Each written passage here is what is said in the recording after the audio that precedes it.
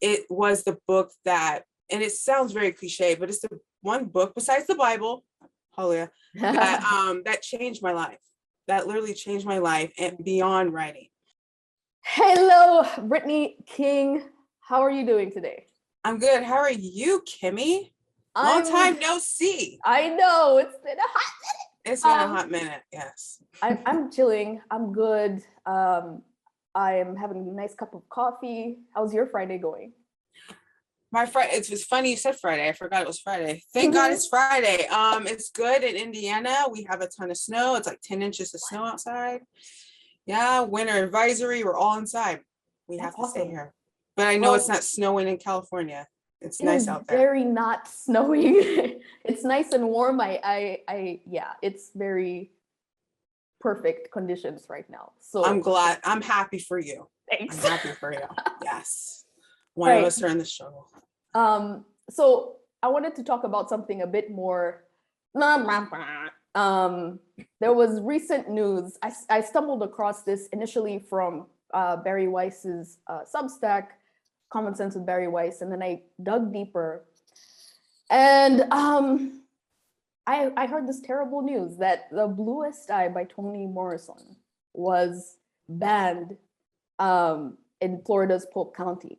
So the last time we had this conversation on your live stream last year, The Bluest Eye by Toni Morrison was one of your recommended, like highly recommended books. And it was something that you considered empowering, right? Yes. And so it was very surprising when I heard this news that it was one of the 16 books that was banned. There we go. The Bluest Eye by Toni Morrison. Yeah. So I'm curious, like, how old were you when you read The Bluest Eye, and what was that experience like?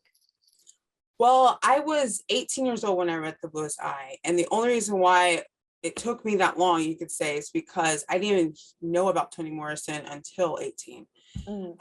And first I want to say, like I said in the live stream, and why I recommend the book is because this is the book that made me decide to follow my passion as a writer at 18 years old after I read it. And it's one of the first books that showed me how powerful language could be in a positive way. And also, I wrote my college thesis on this in 2012. I submitted that in a thesis literary conference at Charleston in 2014. And that conference, the acronym for that conference is MELUS, MOLUS, and it stands for Multi-Ethnic Literature United States. So I submitted there, presented there. I champion this book. I recommend it to anyone, no matter your race, your background, your ethnicity, because this book gets at the complexities of humanity, specifically in America, and examines various hardships so everyday people can better understand it. And The Bluest Eye tackles so many themes, and it's because it tackles so many themes like colorism. It was the book that, and it sounds very cliche, but it's the one book besides the Bible, hallelujah, that changed my life. That literally changed my life and beyond writing. Also, I'll be remiss if I don't mention this. Toni Morrison has won numerous awards, including in 1993, she won the Nobel Prize in Literature. So she's a literary icon. She's what the kids would call the GOAT, and she's a genius. So I recommend her to everyone. That's lovely. And that's awesome. You said you entered, like, that was your thesis book? This is just a sub sort of like curious question. Yeah, I wrote my thesis on it, and it was examining colorism and the hierarchy of Black and what that all meant. And I utilized The Bluest Eye for that. That's awesome. So after my thesis was submitted, one of my mentors said, hey, there's a conference that I think you should talk about this at. And I did. And it's funny because when I talked about this at the conference, this conference is like for people that with PhDs and master's degrees. And at this point, I just had my BA. Like I literally just graduated. And a few people were like, hey, you should go to our college. I'm like, well, I wish I could, but, you know, get some free education. I already got my BA. But yeah, like, so I'm that passionate about this book. Yeah. Because it has so many things about it that can be helpful for everyone, especially now. Interesting. Okay, so I I know that in your November 23rd, 2021 article for Zora titled Banning Books Bans Freedom of Speech, Toni Morrison's Bluest Eye isn't about porn, it's about pain. In that article, you referenced an excerpt that explores colorism. Speaking of colorism, could you talk a little bit more about that? Yeah. Well, I want to say this first. I want to give a brief definition of colorism because I know I utilize this term a lot and some people might not know what it is. So the definition is the prejudice or discrimination against individuals with dark skin tone, typically among people of the same ethnic or racial group. And the origin of this color hierarchy in America was constructed during American slavery when light-skinned enslaved people were placed in the house because they were seen as more domesticated, more beautiful, more intelligent, versus the dark-skinned enslaved people in the fields. They were seen as less human, ugly, even barbaric, etc. And this notion that light-skinned Black people is better than dark-skinned Black people, or are prettier than, or more aesthetically pleasing, unfortunately lived on after American slavery and is pervasive in America, but not only in this country. It's a global phenomenon that's very popular in Africa and Asia. But I included that childhood memory when I was like 7 years old in first grade. I included that memory in there, and hopefully it'll be linked in the description. I'll definitely link it for sure. Because it's such a thorough excerpt, and it's just like a memory back of me when I was 7 or 8. Yeah, very powerful. But yeah, so I just put this in there because I wanted to be really transparent with the reader to show how I felt ugly for having brown skin as a kid. And that colorism is something I dealt with until 18 years old. But this book, when I encountered it at 18, changed my unhealthy perspective of my brown skin and made me face myself. Like reading this book held me accountable, and Toni Morrison was showing me how damaging this thinking is, no matter if I think about it with other people or myself. She showed me that colorism is a liar, one, and also that it's wrong to think about yourself this way and people this way. So she took me to task, like in the best way. And I'm so glad that happened at 18 and it didn't happen later on in life. So. Well, thank you for, first of all, defining the origins of colorism and also just like sharing that. If anyone is curious to read that article, please check it out. I will definitely link it in the description. And that excerpt is really powerful from your essay. It was like, whoo, child. I was like, it was a lot. It was heavy, but good. And I remember it still at 32. I still remember that moment. And no, I don't hold no, animosity. And it was actually from one of my best friends at the time. But it just is a memory. And kids are kids, right? But it's just a memory that sticks. So So there was a recent Time article, as I was digging into like the whole thing being banned, The Bluest Eye, along with 15 other books, it was one of them. The Time article that I looked up, and I'll also link that for anyone curious, it said that the controversy around The Bluest Eye had more to do with an adult scene rather than the fact that it was talking about or dealing with colorism. So can you briefly explain that scene? Yeah. Or at least what happened? I'll do both. Okay. I'll do both. So that scene is actually contingent off the main theme of colorism. And this scene is why I titled my Zora essay, The Bluest Eye is not porn, it's about pain. And actually it was really inspired by an incident in Virginia where a school superintendent sent a letter to the Virginia Beach School Board saying that Toni Morrison's novel was pornographic, but later she admitted that she never read The Bluest Eye. When they asked her follow-up questions, she was like, well, I heard from so-and-so, right? So we have that. But the unfortunate thing is that seems to be the case happening a lot across this country, where people want to ban books and cancel people and censor things because they haven't heard it from themselves. They haven't digested themselves. They heard it from so-and-so, or they hear a clip, or they hear or read an excerpt and think, okay, I know the whole story, and you don't know the whole story. So the fact that people aren't researching things for themselves is a problem. And that's the problem with The Bluest Eye here. And also the problem is context. Yeah. So with that said, I'm going to give like the most brief synopsis of the book and then explain that scene and why Toni Morrison had it. So Okay.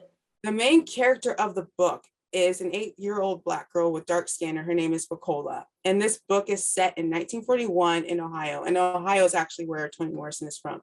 So the reason why this book is called The Bluest Eye is because Bacola longs for blue eyes and prays for them each night. And she wants these eyes because to her, other children with these eyes who are white were seen as valuable, were seen as the wanted, as beautiful, whether it was just in TV with cartoons or in real life. And since Bacola had very dark skin, she not only felt excluded and not accepted, but she very much was in the book. She was mistreated and devalued by almost everyone in her life because they thought she was ugly because she was dark skinned. So this controversial scene is Morrison judiciously using sexual abuse by Bacola's father to show how mentally damaged Bacola was from self-hatred and receiving hatred. So it's one scene of this. And also Morrison writes Bacola's response to this abuse as almost like grateful, with Bacola confusing her father's detestable actions as showing love, so that the reader, regardless of race or your background or anything, can understand how damaging colorism is. But the larger theme of this book is for people, especially adults, to understand that children pay attention and absorb everything. That they understand how they're treated, good or bad, whether they're ignored or not. It will affect them. And that's what she wanted the reader to really understand. But this is the thing. On the other side, I can understand if someone only heard that scene, I understand if they're hesitant about the book. I would get it. But if you read the entire book, you will understand that scene is like the last thing this book is really about. Because Morrison was such, she passed away in 2019, but she was such a thoughtful writer, and she took language seriously. Like the words that she used were very on purpose, and she didn't just write to write. She didn't just make scenes to make people feel uncomfortable. There was a reason for that. And the reason was always for people to like exercise their empathy. Yeah. It might bring you out of your comfort zone for a moment, but if she can get you to empathize with the reader, that's what her goal was. Wow. So I understand that scene is a little bit polarizing. And it is. I mean, that scene should make you uncomfortable, but she does it for a reason. Yeah. And people need to read the entire book to understand that reason. Absolutely. Brief tangent. Have you heard of the movie Redeeming Love that just came out? Is it Netflix? Because I can watch it. But it came out on a big screen, theater, cinema. I love how you're like, those big screens that we used to have and go to and have popcorn and stuff. Yeah. So yeah, I think I remember that. So it's so based, 2019. I know. I'm like that thing. No, okay. So this movie was based, and it's catered to a Christian audience, and it's based on a book by Francine Rivers, same title. I guess it's a little bit different from the movie, but they do have like an entire like. It's not graphic. It's not like you don't see everything, but there is. Sorry, spoiler alert. There is a RAPE scene in there. And it's suggested, but it's like a drop in the movie, and it's necessary to empathize with the character, the main character, who's like this girl. It's based on the book of Hosea, actually, from the Bible. So there's this girl in prostitution, and then this man comes to deliver her, but you wouldn't know how dire the situation was unless you kind of you realize that there was, like rape and abuse and beating involved, pedophilia. Anyway, spoiling it a little bit too much. I just want to say that to echo your point. Yeah. It's like, and I think you talked about this in your article for Zora as well, that some books are like preserved, that like they're nasty, like Huckleberry, not nasty, but like. I mean, he says, the N-word 200 times. Exactly. So there's a way it's like, it's a little bit unfair in like some picking and choosing. There's also this book, Mouse, that I heard. I haven't read it, but it's about the Holocaust. And because it has graphic the graphic drawings, not even photos of like dead bodies and that sort of thing. It got banned as well. But so I want to dive back into your Zora article title. You wrote that banning books bans freedom of speech in the title. So can you explain a little bit more about your take on censorship?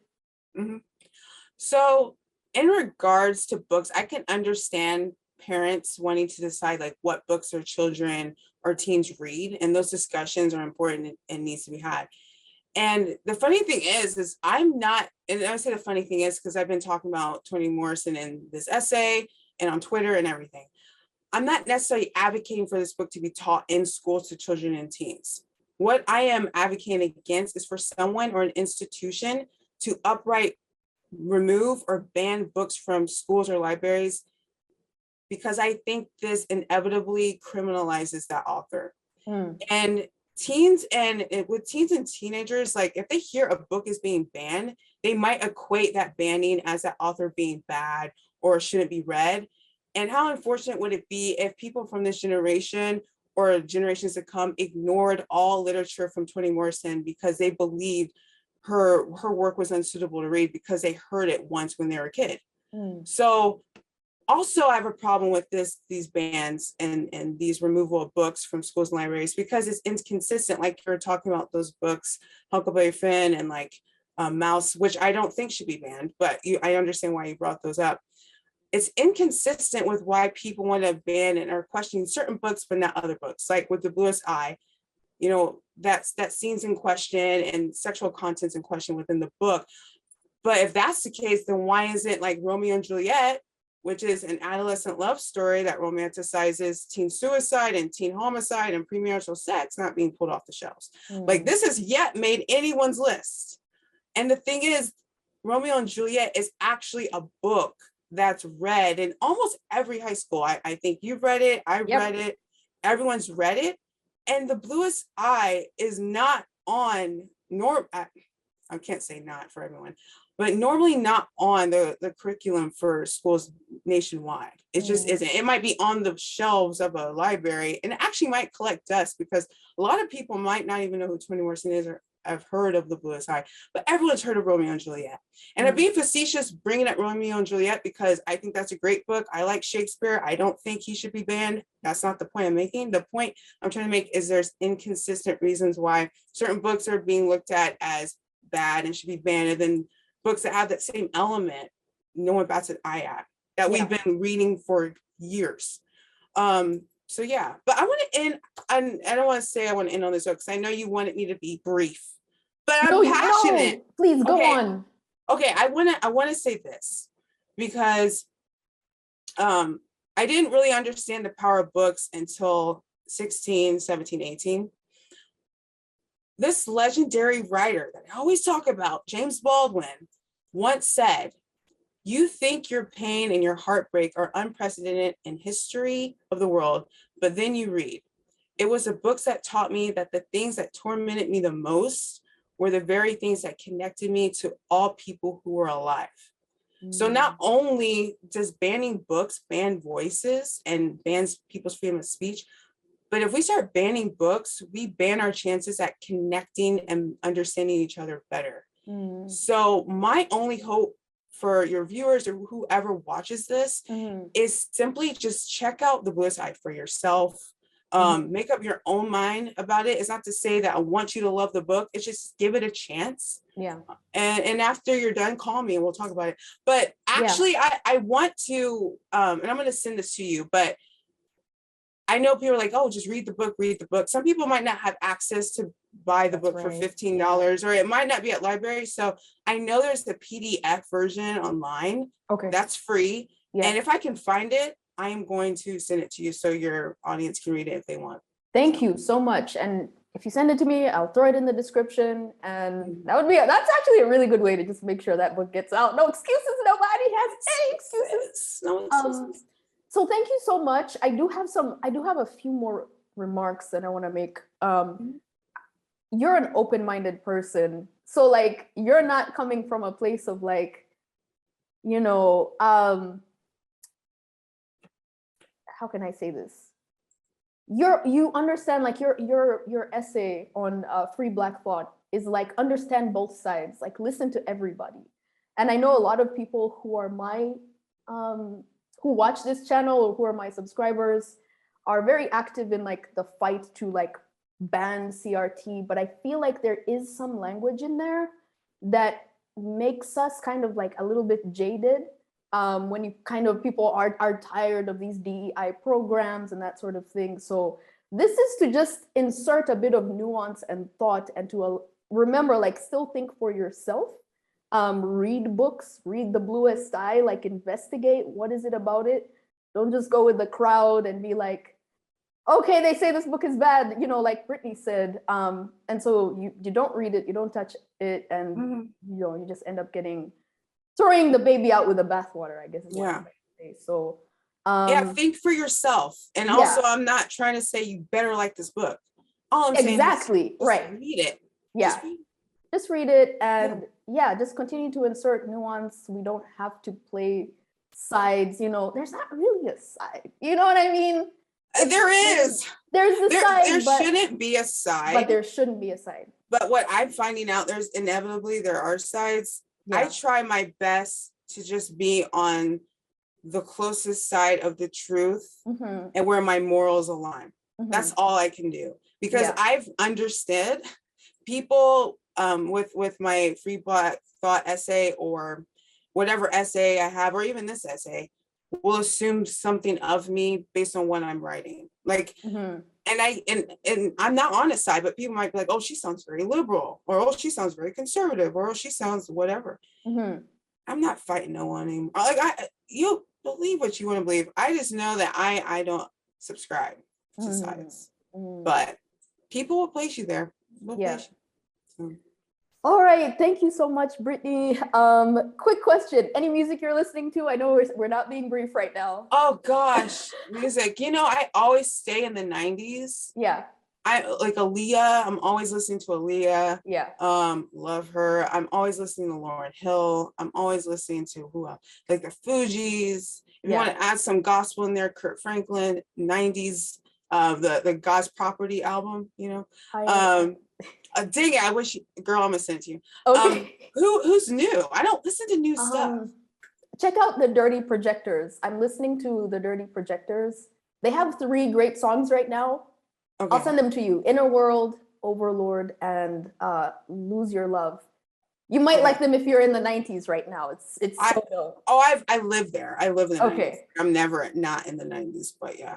Okay, dope. Thank you so much, Brittany. And awesome. Thank you everyone for watching. Please drop your thoughts below, and we'll catch you next time. Bye-bye. Peace. See ya.